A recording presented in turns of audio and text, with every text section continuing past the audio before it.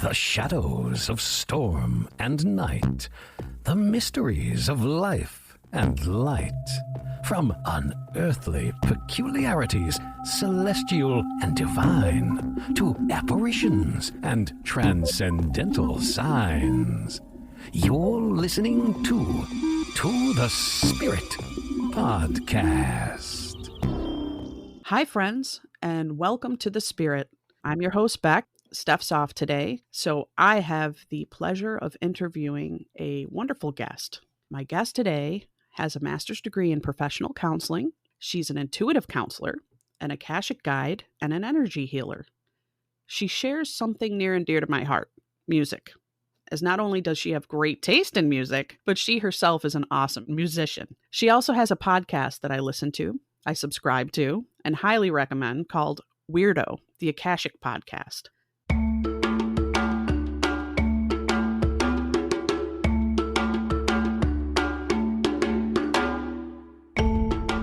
Have you ever felt there was more to the reality of our everyday world? That you sense and kind of intuitively understand things that you just can't explain? And that most people look at you sideways when you try to talk about it? Then welcome to Weirdo, the Akashic podcast, a podcast for 5D people living in a 3D world. I'm your host, intuitive counselor, Akashic guide, and fellow weirdo, MacKenzie Grant. Now, let's get weird.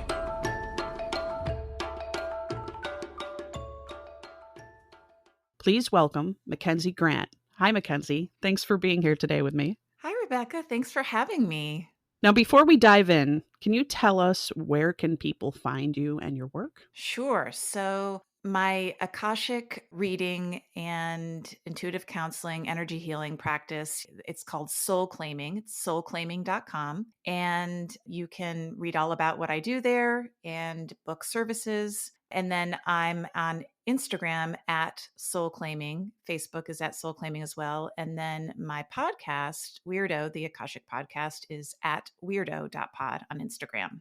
And I definitely recommend my listeners check it out. And also, I will link that all in the description of this episode so it's easier to find. Tell me a little bit about yourself and when you came into all these wonderful gifts you have. Well, I think like most intuitives, and I use the word intuitive, some people refer to it as psychic abilities, clairvoyance. I mean, there's all different kinds of things that are involved in that, but my blanket word for it is intuition, my intuitive abilities. As far back as I can remember, probably being about 4 years old, really being able to pick up on things and sense things. Almost, I would know kind of what was going to happen next in situations, but I did not think that it was anything that anyone else wasn't feeling around me. I thought everybody felt these things and experienced these things. So I grew up in a pretty typical middle-class household. We went to church every Sunday. My parents were pretty progressive in a lot of ways, so we weren't highly religious in terms of like biblical and all of that, but it was just more going to church for the sense of community. And so when I started to kind of express to my mom in particular that I had these experiences, that I also felt like there was beyond just Christianity, there was a whole other universal kind of reality out there. And she was like, cool. Yeah, that sounds great. She's like, believe what you want to believe, like do your thing. So I just kind of kept that to myself. And about when I was in middle school, I think I shared it with a couple of friends who literally looked at me like my head had fallen off of my body. So I just was like, well, maybe, maybe this is just for me. I kind of instinctively knew to kind of protect this part of myself. Throughout all that time, I was very involved in music. My parents are both musicians. So that became kind of my spiritual practice. And I would channel music, and I'm a songwriter and a composer and a singer and multi-instrumentalist. And it just kind of all would happen very easily for me. And there were times when I was writing things where I was like, I did not write that. I didn't even just write that. That just came right through me. So that was really how I directed things. And basically, in your teenage years, I just kind of shut down in terms of sharing that part of myself with people because it was not, well, it's funny. I was just writing about this. When you hit your teen years and you're in high school and you're taking aptitude tests, one of the boxes to check is not, would you want to be an intuitive guide or, you know, or, Right. or an energy healer or any of those things. I mean, that was not happening in the 90s and it's still not happening now. But that's one of the reasons why I have the podcast and that I kind of have gone fully into this work is to encourage other people to have this be an accepted form of practice in your life and that we could talk about it. So I was a musician and did that for a long time. And then when I got married and had kids, I was busy doing that. But I always had in the back of my mind that I wanted to work with people. And really, the only box that was available out there was counseling or therapy. And I was particularly called to working with children. And so I went into a school counseling, a master's program, professional counseling, and my concentration was school counseling. In doing that work, a lot of my boxes were being checked in terms of connecting with other human beings and giving guidance.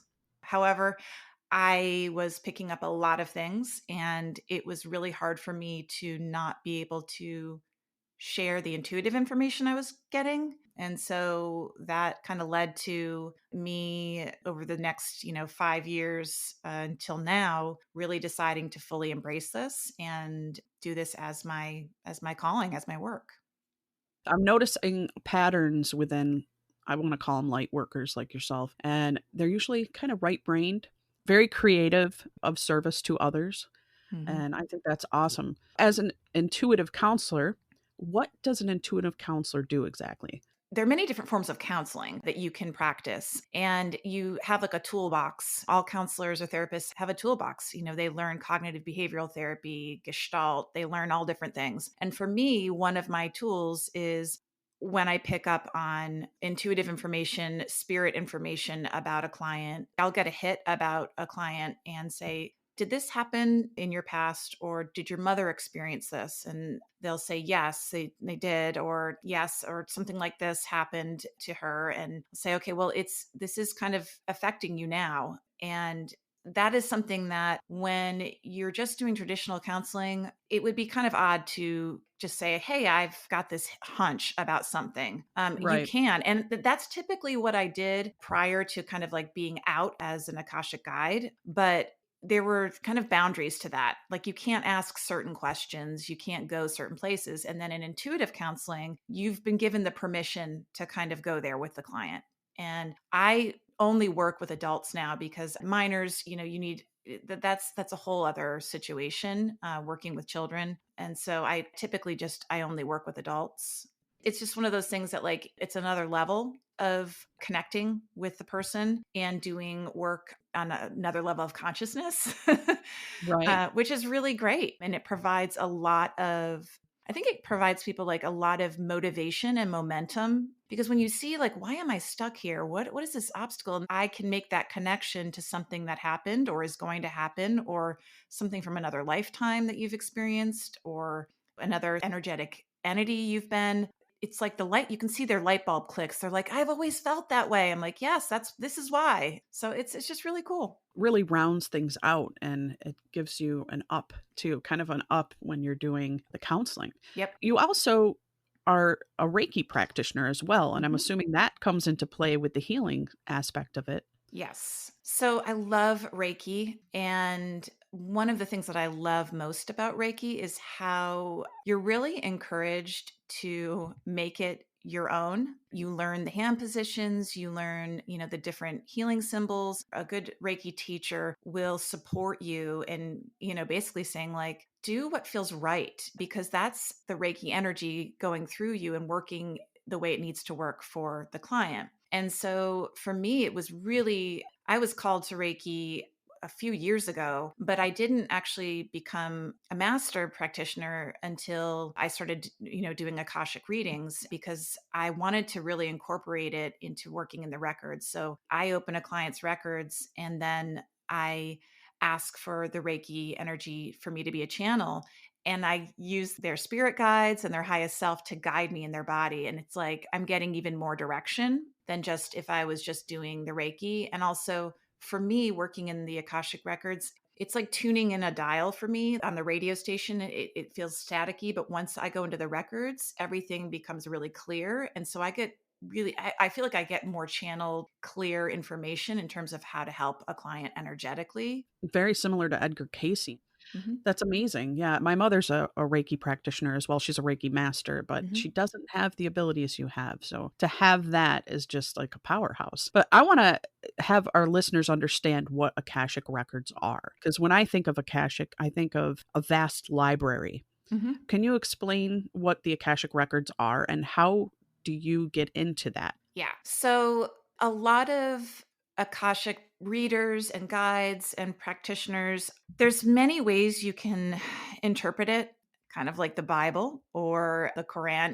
It's like some people literally, when they go into the records, it's like they're looking in books and they're opening books and they're looking in pages and they're getting information. And I personally experience it as a field of energy. But to all of us who work in the records, it is the access point for getting all of the experiences of a soul's consciousness through time and space. So, any of the experiences that any entity has experienced, it's contained in that field, in that energetic warehouse, in that in that library. So you can call it different things, and different guides experience it differently, and everyone experiences their records differently. So that's another thing that, like, when people are like, well, if I want to go into my own records and I'm not seeing the things you're seeing, it's like, yeah, you are an individual, just like your soul is an individual. You're going to be given information in a way that you can understand it. So if you're not seeing books, that's because that's not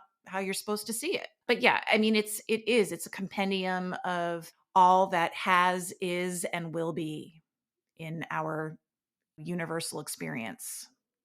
That's amazing. Mhm. Now, can anyone just go in and access their records, or is it kind of like being a waitress? Not everyone can be a waitress, but they can try. Yes, I believe, just like I believe anyone can be a musician, I believe anyone can access their records. That being said, I think that people are born on a spectrum of kind of intuitive abilities, but I think that you can practice and get better at recognizing what you're getting and what works for you and how best to kind of access that. There are different kind of blessings or meditations or prayers that people can say to enter their records, and I try not to influence anyone in terms of what they use or what they do. I worked with a teacher and I use her pathway prayer, and they're all very similar, where you kind of are centering yourself and you say the pathway prayer, and then some people visualize a door, some people visualize a threshold, and once you pass into that, you're within the records and you can get information from there. It takes practice learning how to hear what you're getting or see what you're getting, but anyone can do it. That's one of the things that I plan on talking about more in my own podcast, is how to really work with your intuition and your guides and getting information, because we all have that capacity. Some people shut it down. Some people have it and don't even realize they have access, but yeah, we all can do it. Just some of us are a little more tapped into it than others. Is there a time limit? A time limit? No, but from my experience and from other guides and readers that I've talked to, it's like you kind of know when you're in there, when you're done getting the information. Working with a client, for me, I go into not another state, not an altered state, but it's almost like I'm going through a tunnel. And when I'm in a session with a client, it's a pretty intense experience. So I can't do more than an hour and a half. When I'm in my own records, I've been in there. Sometimes it's 10 minutes, other times it's been 45 minutes, but you don't walk around with your records open all day. I mean, some people do. I don't know. For me, it's a more intense experience because our humanness isn't really used to kind of interacting, being in that way. You got to build up your stamina. You know what I mean? Totally. Do you need permission to access someone else's records? Yes. Yes. So I can't open my husband's records or my children's records. I don't open anyone's records unless they have specifically asked me to. And in terms of working with a client, when they book a session with me, that is them asking me to read their records. And so I have a pathway prayer that I say to open another person's records. And then I have my own pathway prayer that I say. So you can't just go around opening people's records. Quite frankly, I don't feel like it would work anyway. I might get intuitive information about people, but that's very different than going into their records. Does the Earth have its own Akashic records, and do other planets have Akashic records? Yes, everything, every single thing, all matter, everything has its own Akashic record. So, yes, I have gone into the records for Mother Earth, for Gaia. I've gone into the records for a tree on my property that I happen to feel a strong connection with, rocks, crystals, all of it. They all have energetic information, and it is in the Akashic records. Do we reincarnate to different planets, and is that information in our records? Yes, we do. So, what's really cool, and it's really hard to explain, like for me, this is something that this is why the records resonated with me immediately when I learned about them, is from a young age, I could feel that like everything was always happening all at once. And in the records, time isn't linear. So, we are experiencing realities, different dimensional realities as we're sitting here. So it's kind of hard for our human brain to understand, but we exist in different energetic forms, different planes of existence, different dimensions. But if we're going to think about it in terms of linear time, some of us have lived as beings in other galaxies. Some of us have lived as animals, especially when we do an earth life. And I think being a human, this is one of the things that it helps being a human guide, is understanding that the human experience is one where when our soul chooses to have a human experience,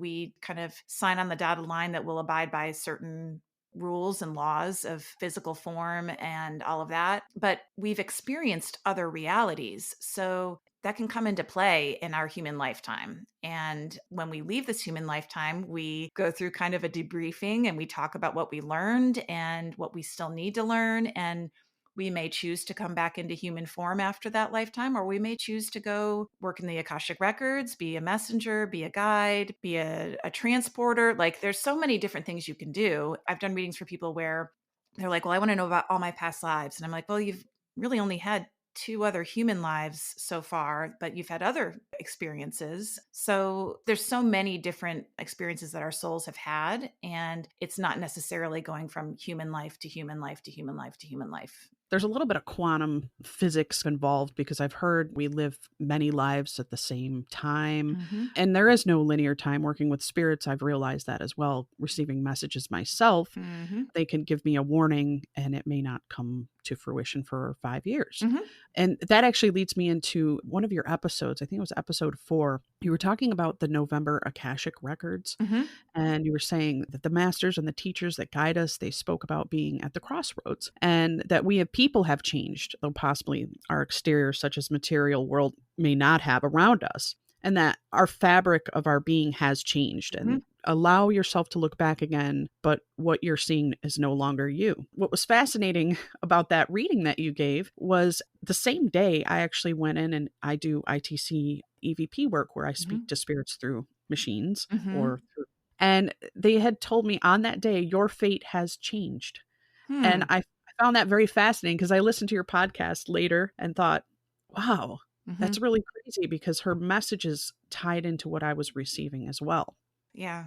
That is the really wonderful thing about the records, is you receive the information when you need to receive it, and it's just as applicable. So if you had listened to that and gotten it 4 years from now, it would be what you needed in that moment. There is a huge collective energetic shift that's happening. I mean, we can feel it and see it. You know, there's a lot that's happening, and it's not coincidental. It's not an accident.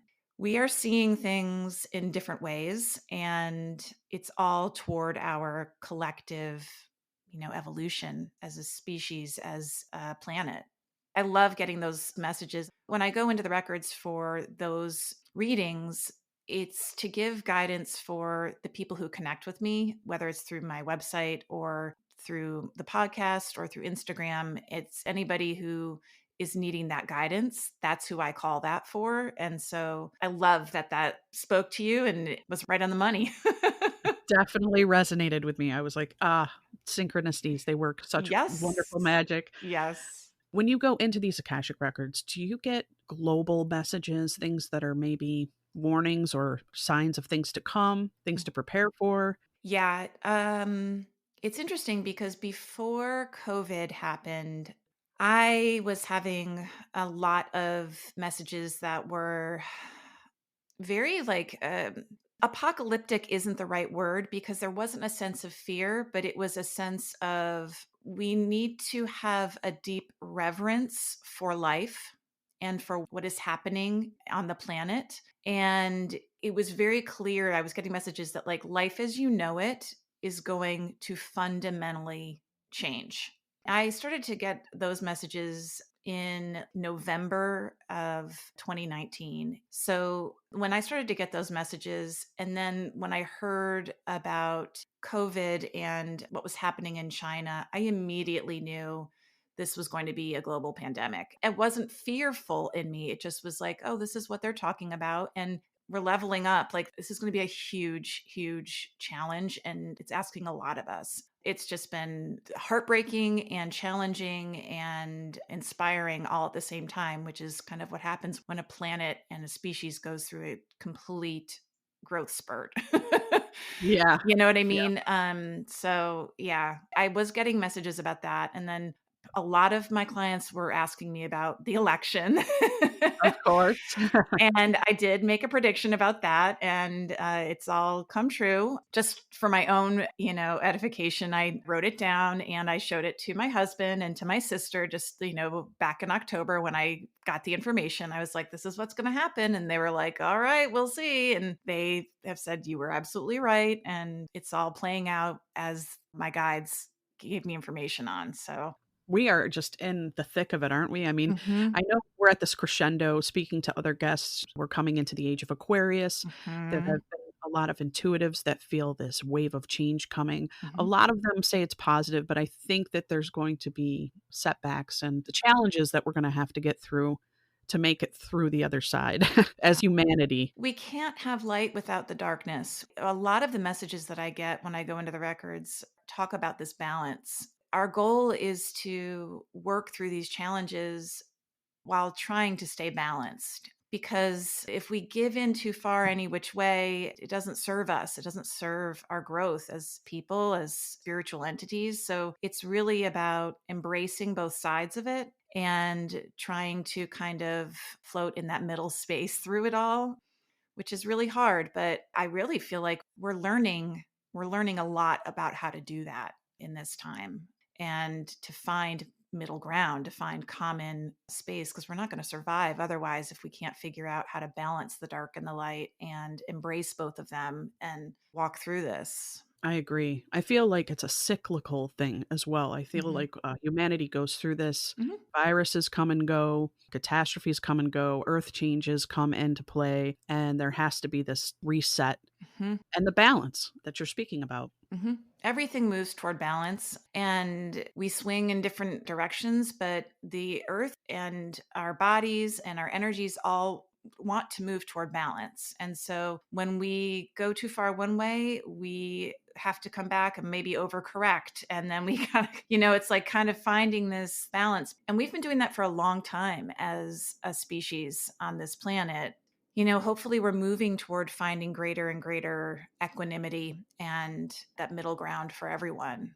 Yeah, that Yeah, would be great. it would be great. It would be great. We can do it, guys. We We can do it. can, we can. I mean, it's where we're going. It's where we're headed. It's just kind of realizing that that is the end goal and it's a beautiful one. And yeah, I'm excited for the age of Aquarius. My daughter's an Aquarian and man, she is a next level lady.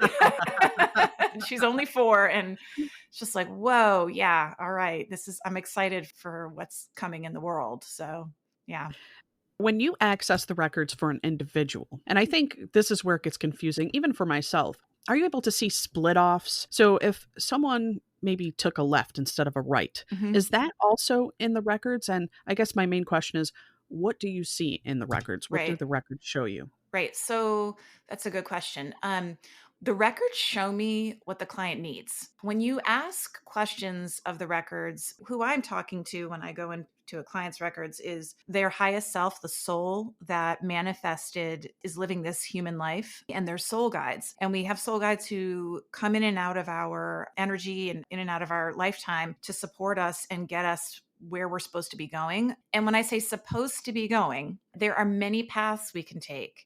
And there are many ways that we can kind of get where we need to be. There are paths that are more in alignment with what our soul needs. And that's why going into the records is great, because the soul can speak directly to me, and there's soul guides who can be like, hey, we're over here and we really kind of want you to come over here. I've had readings with clients where I was like, wow, you went down a path for a while that was really out of alignment. And then this happened, and I see you like made a sharp right turn, or you've been for the past 5 years kind of coming back into this alignment with your soul's path. And so, yeah, I definitely see that. But in terms of like what I see, I'm given what the client needs and what the guides want them to hear or to understand. So sometimes I'm given images. Sometimes I talk about I have like a third ear. A lot of what I get is almost like I hear them talking. It's not like disembodied voices, but it's hard to describe, but it's like An inner voice, an inner right? voice. Yeah, but Yeah.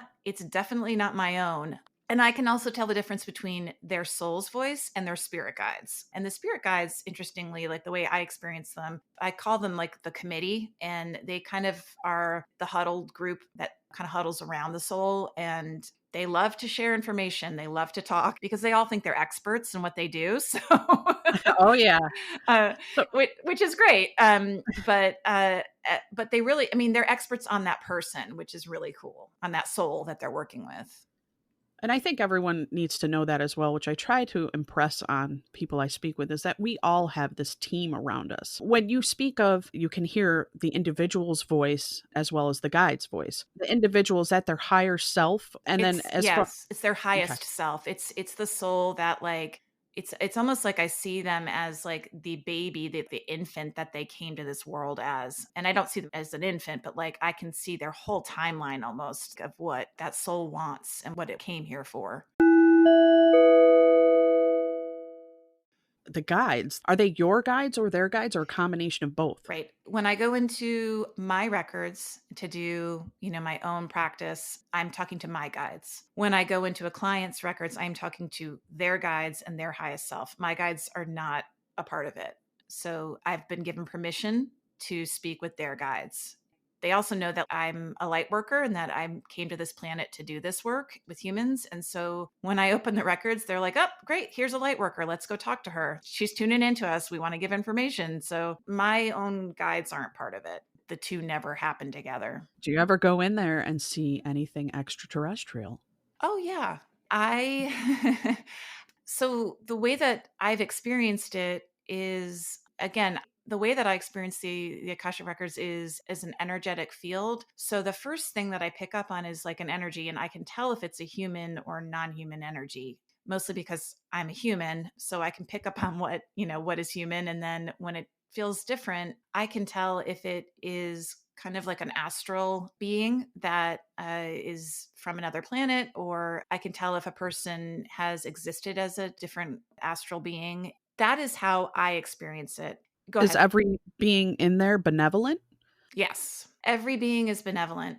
That's interesting because it's something that I'm about to talk about in my next episode. If you ever talk to a spirit guide or a psychic or someone who says you have demons around you or anything like that, I would be really hesitant to believe that, because that may be something that the psychic or the reader is experiencing. That is not what happens when our souls are in the Akashic field or when entities are there. Any of the information that you're getting is to support you and your highest good. Now, do I sometimes pick up on information about human beings that exist around the person currently, physically, that have low vibrational energy or are not in the person's highest good? Yes, that happens in terms of like on the planet, in human form in relationships, but not within the records. There's no like malevolent beings. The information I've researched throughout my time, we come back and we play these different roles. We kind of make this life plan. If we make this contract, this life plan as to what role we're going to play, maybe this lifetime I might be, my mother's daughter, but next Mhm. lifetime I might be her sister. Mhm. Does the Akashic account for that as well? So the records are constantly changing. That's the other Okay, they're thing. fluid. They're Okay. fluid. That's another thing that it's really hard for me to explain it because it's something I've always understood and then to try to like verbalize it to other people, but they're always changing. They're not fatalistic. There's not like some stone tablet that you signed. There's more agreements that you make. Well, humans have free will. We have agency. That's one of the reasons why we manifest is to experience having this free will, this agency where we make kind of human decisions and have these human experiences. And a lot of like what our souls come to do are really to gain wisdom and knowledge and experience and resonate at a higher level and consciousness. They want to expand their consciousness. And so when we talk about making a soul contract, I have a really hard time like using words contract and things like that because that's what people know. They know those words, but Right. it's almost like agreements. You may have people who you make these agreements with, humans that you make these agreements with that come into your life and you have a period of time where you are in relationship with them of some fashion or sort. And that was something that you were meant to do to have this experience. It doesn't mean that experience is written out as how it should go. It's meant Okay. these two souls are meant to have this experience together and see where it goes, kind of thing. I have $1 million question for you. Okay. Okay. I love astrology. I love numerology. I Mhm, love all of the esoteric. My life path number states that I'm a 33, mhm. which is supposed to be a master number, an end of the life cycle. I'm also a Pisces. And I know in astrology, that's the end of the zodiac. So in my little brain, I'm like, this is it, baby. I'm on my last go round here. Speaking with different people, I'm getting different answers. Is the cycle of reincarnation, does it just go over and over and over? Or is there a point where you reach an ascendance? Right.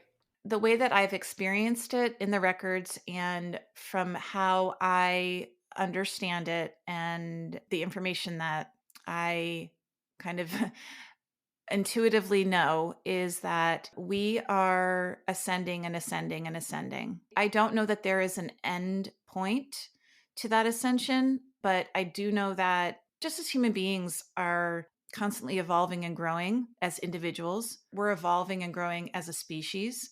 We're evolving and growing as a universe. And so our soul is doing the exact same thing.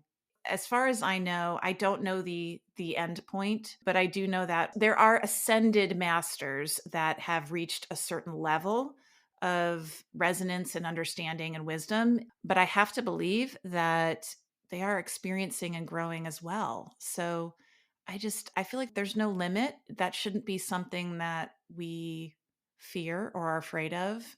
We don't want to get off of the ride. We may want to get out of our humanness, but the ride is a fantastic one. Our souls want to experience all of it.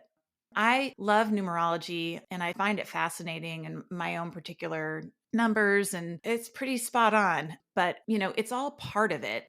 And I also think that there are meanings to things that we don't even yet understand and comprehend that will be shown to us as we progress.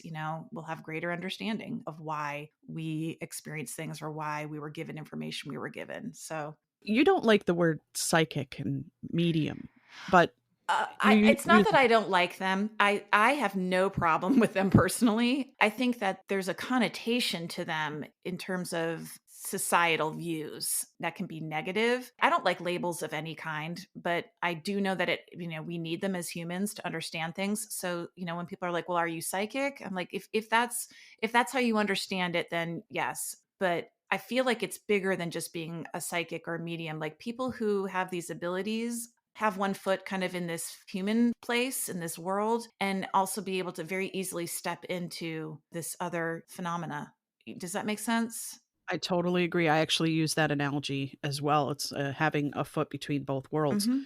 kind of like a spirit walker. I know we all have these intuitive abilities, and Mhm. some of us tune in better than others. Mhm. Some of us just ignore it altogether. Mhm.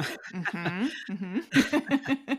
Or push it down as far as they can because someone has told them it's not okay. I mean, a lot like any of our other things that we are or present to the world, if it scares other people or people don't like it, they can shame you. And our humanness allows us to feel that shame and push it down. I meet more people now than ever who are like, yes, I get what you're doing. I hear what you're saying. And I'm so glad that like you're a person who's just talking about it and making it out there and open to talk about. Because I just feel like there's stigmatization. Hell, women were like burned at the stake for for this. So Oh, yeah. it's not it doesn't always have a positive connotation to it. For us who are part of this work, we think it's wonderful. I mean, other people think it's demonic or whatever. So it's just you just got to kind of know that words have power, labels have power. So I try to give it a different word so that it doesn't have some of that other connotation to it. But I personally don't think it has any negative meaning whatsoever. A medium or psychic, I think it's all one and the same, really. People have different abilities within their intuitive abilities and different strengths. It's just whatever you want to call it. I remember when I wrote my book, I said, I'm coming out of the paranormal closet. Mhm. Yeah, that's what it has felt like for me as well. I've had almost everyone in my life has been very accepting of it, but I have a few people who are just like, I'm not even going to acknowledge that part of you, and that's okay.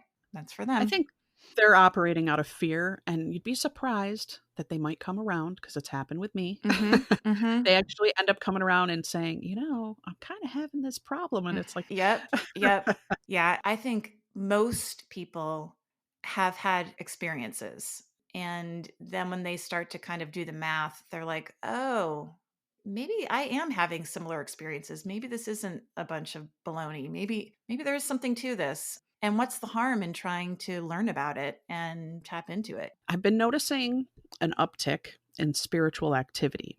Mhm. I've been noticing this with people I've been interviewing. I've been noticing this with friends in my Mhm. circle, people that aren't even in my circle that are reaching out, sending me videos and writing me letters. Are you noticing this uptick? And is there something, in your opinion, that's bringing this out more in these times? I absolutely am.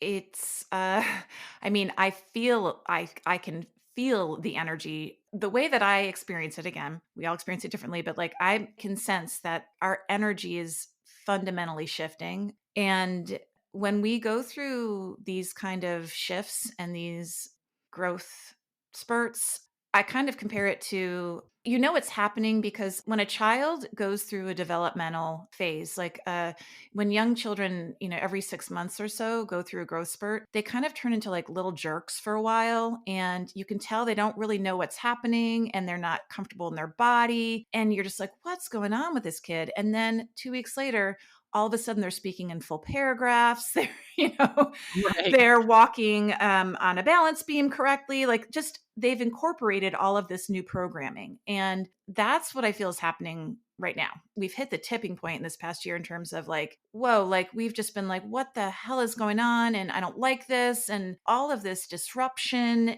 but also massive growth and massive new understanding. And so it looks kind of wild, but that's how it works. I mean, and especially for humans, because we've got a lot to kind of incorporate in terms of getting this kind of new energetic and spiritual programming. Like we've got to integrate it physically, we've got to integrate it mentally. I mean, we haven't even talked about the fact that we have a mind, we have a brain that goes off on its own a lot, even, separate from what even our heart and our soul guides. It's like this brain has gotten to a place where it just goes on its own. And so it's all of us learning how to incorporate this, for lack of a better word, programming that we're getting, this new download of information from the universe that we're moving through.